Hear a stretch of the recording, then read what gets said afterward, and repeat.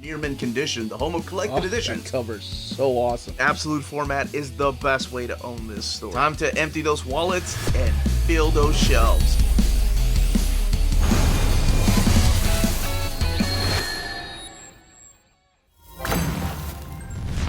How's it going, all you minties? Uncanny Omar here, and welcome to Near Mint Condition, the home of collected editions. And today, I bring back the Hidden Gems segment. That's right, we're going to be talking about 5 graphic novel hidden gems for the month of July of 2024. So let's go ahead and get started.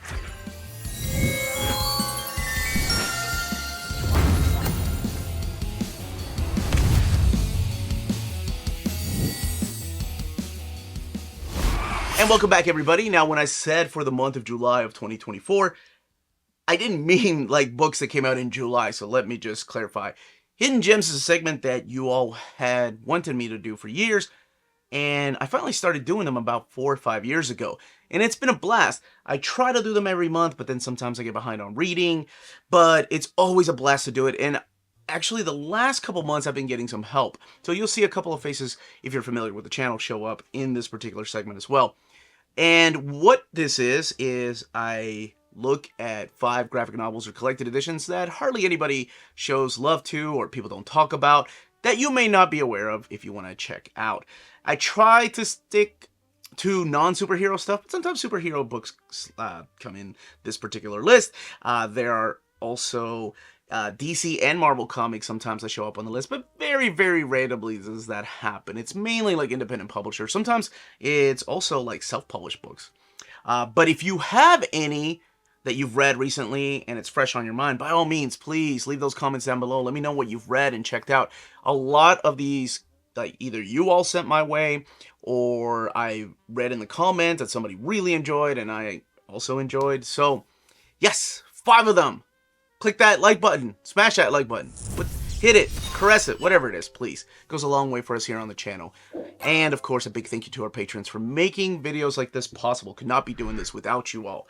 All right. Let's go ahead and start with this month's Hidden Gems. And we are kicking it off with Origins by Clay McLeod Chapman and Arash Amel, published by Boom Studios. This book is an all-in-one, and this one is rated teen, mainly due to just the small violence that is in here.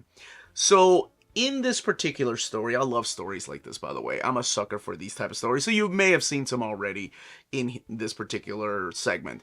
This takes place 1,000 years in the future after mankind has been eradicated, and we have an AI system called the network that is ruling over Earth. So humanity is gone. There's still animals. However, the animals that remain have been fused with nanites, as well as like some of the vegetation that remains has been fused with the nanites. So really, when I say the network is in charge of everything, they are in charge of everything. Now, we do meet a couple of humanoid creatures, human people perhaps, because there is a little bit of a twist with this. One of them is Chloe and one of them is Cliff, and together they're trying to clone this gentleman named, and I use that term very loosely, David Adams. Now, David Adams is the man responsible for this AI system. He is responsible for destroying humanity and I guess all the species here on Earth and giving the network the ability to think for itself. So why they're trying to clone him is so he has a second chance, so he can try to undo what he did. So it is a journey about trying to get his memories back, first of all, because he's a clone, so he starts off as a baby, and he's slowly given memories, but they have to go to different sites to get more and more of his memories, and about finding themselves. And who exactly is this young lady named Chloe? Why is she important in this mission, and why does she look so familiar? And if she does look so familiar to David, how could someone from his past possibly be alive? I really enjoyed this. Like I said, it's an all-in-one, and if you like futuristic dystopian futures where, you know, machine has taken over or mankind is gone, but you still have a little bit of hope, this is the book for you. And this is an all-in-one and only available in trade paperback, which is a shame because the artwork in here is so stellar. It's so good. I wish there was an oversized format. But as of this video, and still in print by the way, it is only available in trade paperback. Hey all you Minties, Amazing Amanda here. I am the co-host of Reels Talks, which is every Wednesday at 8 p.m. Eastern Standard Time live. I co-host that with Uncanny Omar, and today I am here to talk to you about my hidden gem, Witchblood. Witchblood is written by Matt Ehrman, and it is artwork by Lisa Sterl and coloring by Gab Contreras. It is published by Vault Comics, and I want to give you a quick pitch on this book that I actually had picked up randomly at a comic book store. I was looking for something that kind of met my interest. This is, to me, a cross between like a True Blood Buffy the Vampire Slayer, but more like adult, teen-driven type of content. And this really, as soon as I saw the cover, I immediately was drawn to it, and that's because of Lisa Sterl's amazing artwork. So just a quick pitch. The story is about a young witch named Yana who is separated from her scattered witch coven out in the southwest United States of America in Texas area. And essentially she is, her witch coven is being hunted by this group of vampires, the Hounds of Love, who are trying to hunt them down to find the source of all magic. And so, of course, this book goes through that entire journey with Yana as our main character and her little animal companion. It's a raven called Boo. I think I'm pronouncing that right. It's B-H-U. And of course, there's an entire journey there where she meets Paradisia, and there's a lot of great themes in here, love and friendship, and of course that supernatural element. It has a lot of comedy in it, so if you're a fan of that, I would highly recommend that as well. But yeah, it is a very great read if you are into things like True Blood, Buffy the Vampire Slayer. There is a little bit of maybe mildly explicit content, so that's why I said it would be considered maybe more of an adult teen kind of rating for me, but it is available in trade paperback if you are looking to purchase this from Vault Comics. So yeah, check out Witchblood if you get a chance, and have a great day, everyone. Read by Warren Ellis and Cully Hammer, published by Wildstorm Studios. It's DC now, but they've never reprinted this, so just keep that in mind. Now, I mentioned that this is written by Warren Ellis, so if you're one of my viewers that cannot separate the artist from the art, by all means, go to the next book. Completely respect your decision. The book itself is a mature readers, absolutely, mainly due to the violence. It is an all-in-one. Actually, my choices for this month are all in-one. Way to go me. Sometimes I make books that are like, oh, that's 5 volumes, but maybe people will still be intrigued. Anyway, this is the story of an ex-CIA operative, but it all starts with this newly appointed director of the CIA named Michael Beasley, as he is being taken to this secret room called Room R for a briefing on his first day on the job. And this room is so secretive that only a handful of people are allowed to go in there.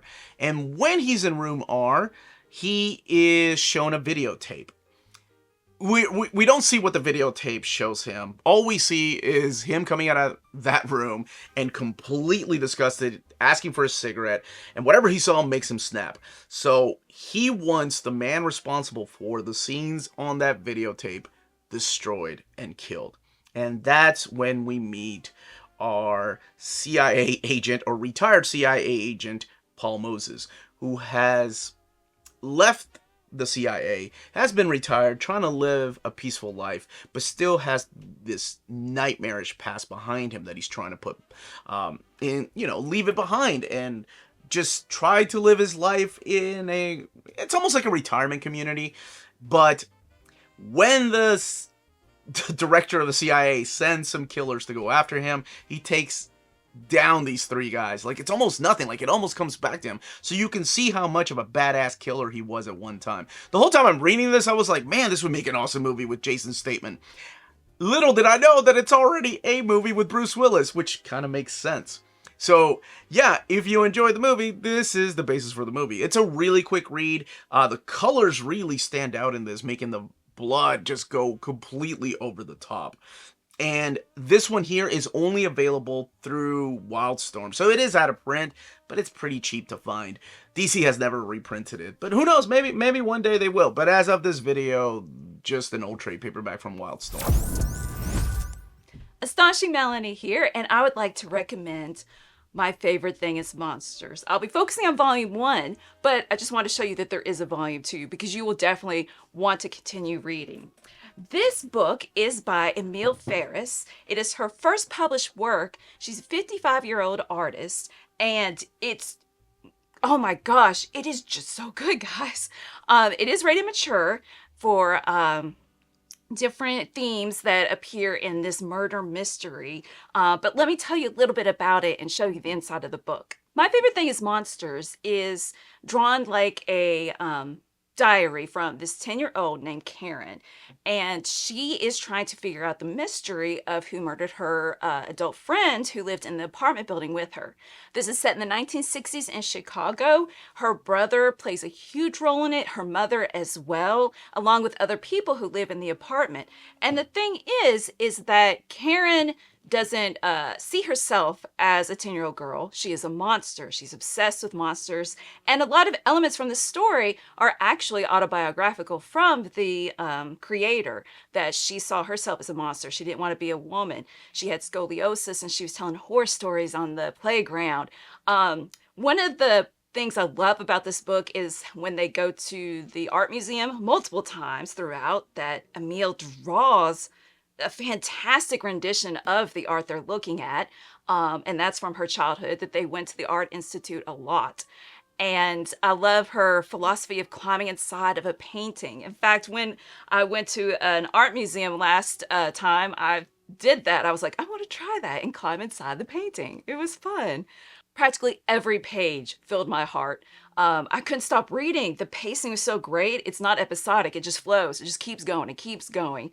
And she shares such great observations about what it means to be a human. It reminds me of what Daniel Warren Johnson said about how he loves comics because it's a way to invite someone to experience what he's passionate about. And I totally felt invited to experience the passion she has for art as well. So guys, Fantagraphic Books, please check this out. You can only get these in soft cover right now. Hopefully in the future, hardcover, but from Fantagraphic Books, Emile Ferris, My Favorite Thing is Monsters. Lost Boy by Jay Martin and Frank Vitkovic, published by Dark Horse Comics. This is an all-in-one, and it is rated teen. And Jay Martin does everything. Writes, draws, colors, everything with the exception of the lettering, and that's where Frank Vitkovic comes in. This I did an overview of last year, and I completely fell in love with it. I remember making a mental note at that to myself. We got to talk about this book again because I want people to know about it. It is a really quick read, but I really enjoyed it. So it is the story about Jack and his father, how they went to a skiing trip. Both of them are from LA. And they went to Wyoming for a ski trip, and it's you see the relationship between father and son. They're kind of distant. It seems like maybe it's from like a single father, or maybe he's divorced, but it doesn't matter. What happens is that Jack feels so isolated. He's by himself in the car, not really listening to his dad, and they have an argument, right? He's like, I didn't even want to go to Wyoming, just like a teenager would. Now, in order to avoid hitting a deer, Jack's father just loses control of the car, and the car goes over a cliff. And unfortunately, the deer that they were trying to avoid didn't make it, and neither did Jack's father. So Jack is stranded alone in this particular part of Wyoming and completely freezing without anyone around to help him, and he struggles to stay alive and to find his way back home. Now, it's a really great story to me because it's just him, right? So all you see is his narrative. But he isn't quite alone because he keeps having these perhaps visions. There is a baby deer that's with him, and we are to assume that the car hit his mother, so this fawn is left by himself. So now it's up to Jack to try to connect with this fawn and take it to its own people. I really like stories like this because I'm a sucker for stories like Hatchet. If you ever read Gary Paulson's Hatchet, like I had to in the 4th grade. That forever changed my mind about Survivor or being a survivor out there as a kid. It's completely possible. Like I mentioned, it is a quick read, but beautiful, beautiful artwork in here. You can almost feel the cold in every panel, and you can see the struggle in Jack's face, like when he's trying to do the right thing or whenever he's attacked by other animals. I think it's a wonderful story that definitely should be checked out. Again, it is rated teen and only in trade paperback. Now, that was the list this particular month. If you're interested in any of these books, check out our sponsors. If you're in Europe and you're interested in buying these books, definitely check out Walt's Comic Shop in Berlin, Germany. They have the cheapest pre-order prices, flat shipping rate of €12 for all EU countries, emails answered within 24 hours, waltscomicshop.com, and you can use the code nearmintcondition at checkout and get free shipping for all EU countries with your first order over €40. That's Walt's Comic Shop, your reliable source for omnis and premium collected editions in Europe. Ding!